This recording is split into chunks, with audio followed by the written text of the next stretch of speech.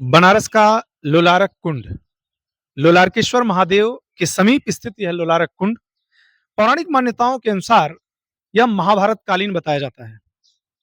तमाम सारे ऐसे लोग जो चर्म रोग से पीड़ित होते हैं या निसंतान होते हैं, वह इस कुंड में स्नान करने जरूर आते हैं।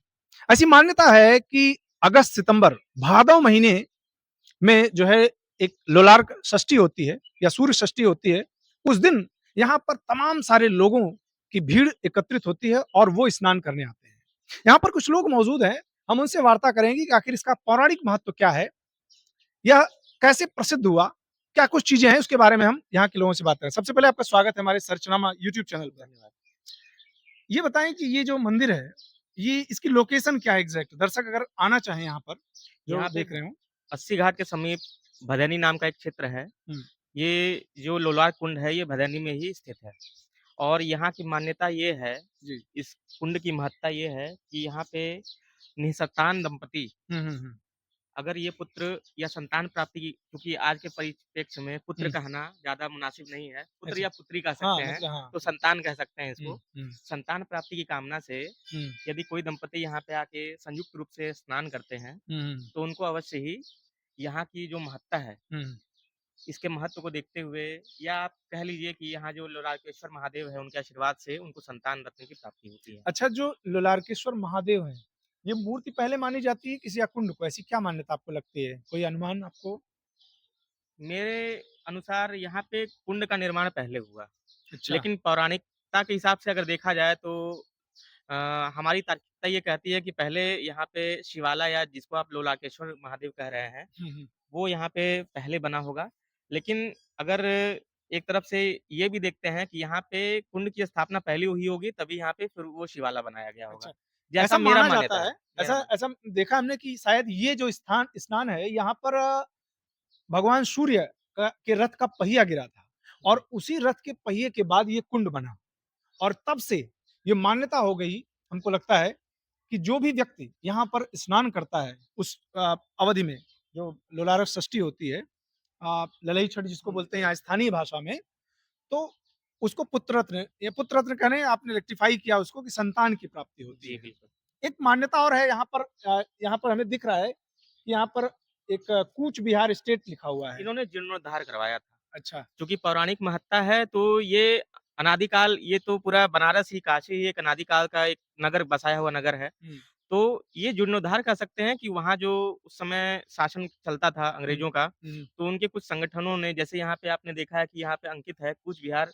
स्टेट, हाँ। उनके नाम से, तो उन्होंने यहाँ का जीर्णोद्धार कराया था। अच्छा, ऐसा कहा जाता है कि शायद वो निसंतान थे और उन्हें उन्हें भी जो है स्किन डिज़ीज़ थी, जी, ना? चर्म हाँ। रोग था। हाँ, उन्होंने तो यहाँ उन्होंने पे उन्होंने किसी स्नान किया था हाँ, किसी ने बताया था और उनको। तो इसकी महत्ता को देखते हुए उन्होंने यहाँ पे जीर्णोद्धार करवाया था। हुँ, अच्छा, जैसा कि आपने अभी कहा कि यहाँ पे ये ज महादेव, लोलार्केश्वर महादेव की स्थापना पहले हुई या कुंड पहले बना, हुँ, तो मैं आपको बता देना चाहता हूँ कि ये महाभारत कालीन कथाओं से इसका जुड़ाव देखा गया है। हुँ, कहीं न कहीं महाभारत कालीन ये माना गया है, हुँ, तो हम ये भी अनुमान लगा सकते हैं कि महाभारत काल के जो भी साक्ष्य हमें मिले हैं या उनके जो भी किरदार हैं, उनके द्वारा ये इस कुंड की स्थापना या आप ये कह सकते हैं यहाँ के लोलार्केश्वर महादेव मंदिर की स्थापना की गई होगी। एक पेडिग्री देखें जो, तो हाँ, सबसे पहले जो है भगवान सूर्य के रथ का पहिया यहाँ गिरा हाँ, और पौराणिक उससे इस मान्यता के कुंड अनुसार। का निर्माण हुआ। हाँ। फिर यहाँ पर फिर हमको लगता है कि यहाँ जो पानी है वो खास करके यहाँ गंगा अच्छा, नदी एक है तो विशेष बात ये है कि हुँ, गंगा नदी में अभी देखिए ग्रीष्मकालीन ऋतुओं में हुँ,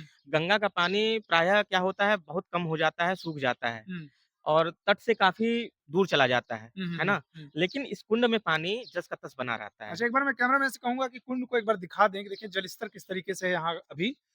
तो ये जो लोलारक कुंड है बनारस का अस्सी घाट के समीप, कहीं न कहीं पौराणिक मान्यताओं के अनुसार जो इसकी महत्ता है कि जो निसंतान हैं, जिन्हें पुत्र रत्न की प्राप्ति नहीं है या उनकी बच्ची नहीं है, तो उन्हें इस स्थान पर जो है स्नान करना चाहिए। हमारे साथ एक और जो है यहाँ पर मौजूद हैं जो स्थानीय हैं, उनसे भी वार्ता करेंगे कि आखिर जो यहाँ की मान्यता है, क्या कुछ जानते हैं वो इसके बारे में? जी, आपका नाम क्या है?